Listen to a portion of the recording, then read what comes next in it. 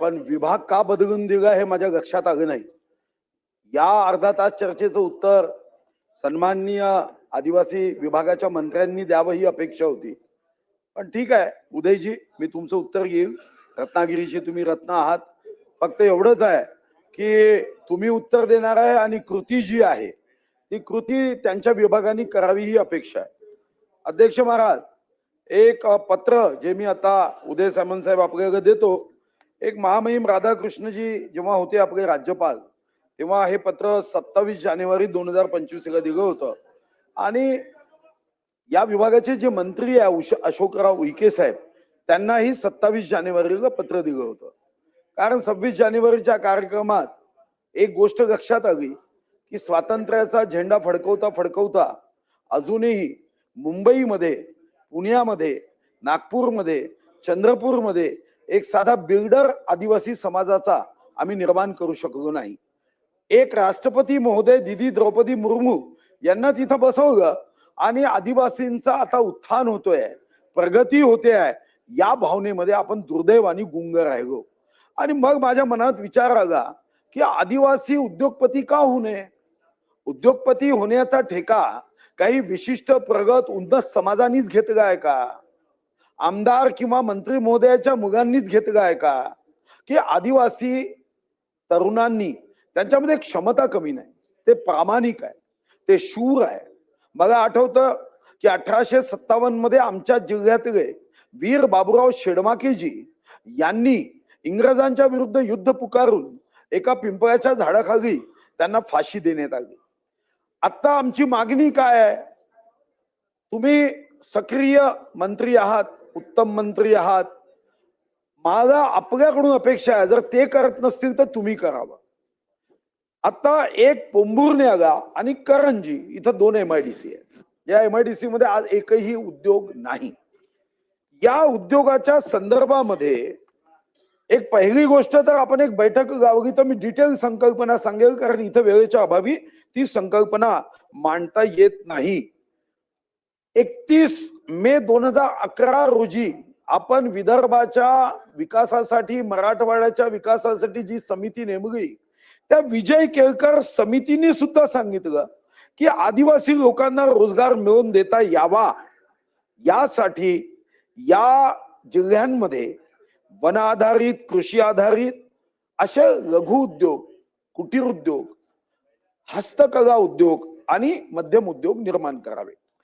या 2 MIDC मध्ये आपण प्लग अँड प्ले, पैसे आदिवासी विभागातून घ्या, पण तिथं आपण काही स्किल देऊ शकतो.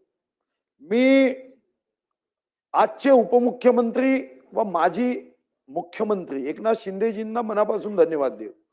त्यांनी आमच्या मागणीला सकारात्मक मुख्यमंत्री असताना होकार दिला. 12.5 कोटी हे स्वर्गीय सुषमा स्वराज स्किल सेंटर साठी दिले आहे आणि ते स्किल सेंटर उभा आहे. सन्माननीय खासदार बासुरी स्वराजजींच्या हस्ते, नितीन गडकरी साहेबांच्या हस्ते, CM DCMच्या हस्ते त्याचं उद्घाटन आपण करणार आहोत. पण आम्ही तिथं स्किल द्यायला तयार आहोत, कौशल्य द्यायला तयार आहोत. पण त्यांच्याकडे सर्वात मोठी अडचण काय आहे की त्यांना स्किल दिलं पाहिजे, शिक्षण त्या अनुभवाचं दिलं पाहिजे. पण एक आवश्यक गोष्ट आहे की केंद्र सरकारच्या योजनेशी याला इंटिग्रेट केलं पाहिजे. केंद्राच्या या संदर्भातल्या ज्या योजना आहे, ज्या मिनिस्ट्री ऑफ ट्रायबल अफेअर्स ट्रायफेडच्या आहे, the tribal cooperative marketing development federation of India limited, हे ट्राइब्स इंडिया यांच्या आउटलेट आहे, ई कॉमर्स आहे, याला आपण वस्तू विकू शकतो. व्हॅल्यू एडिशन, वन उत्पादनावर त्यांची वनधन योजना आहे, त्यांची ब्रँडिंग योजना आहे. National scheduled tribes finance and development corporation आहे, त्यांचं स्किल डेव्हलपमेंट आहे. गुजरातमध्ये आपण वनबंधू कल्याण योजना केली. गुजरातमध्ये डॉक्टर बाबासाहेब आंबेडकर उद्योग उदय योजना, उदय म्हणजे तुमचं नाव नाहीये, त्या योजनेमध्ये उदय टाकलाय. तर इथं मात्र या उदयनी काम करावं ही अपेक्षा आहे.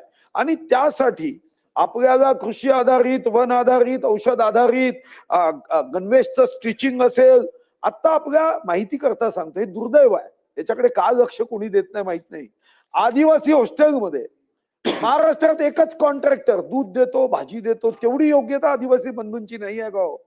तुम्ही पहिलं उत्तरात सांगा, तुमचा विभाग नाही आहे मला माहिती आहे, पण सामूहिक जबाबदारीने की आदिवासी हॉस्टेलमध्ये त्या भागातल्या बचत गटाच्या माध्यमातून काय गणवेश देता येत नाही का? त्यासाठी महाराष्ट्रात एकच पाहिजे का?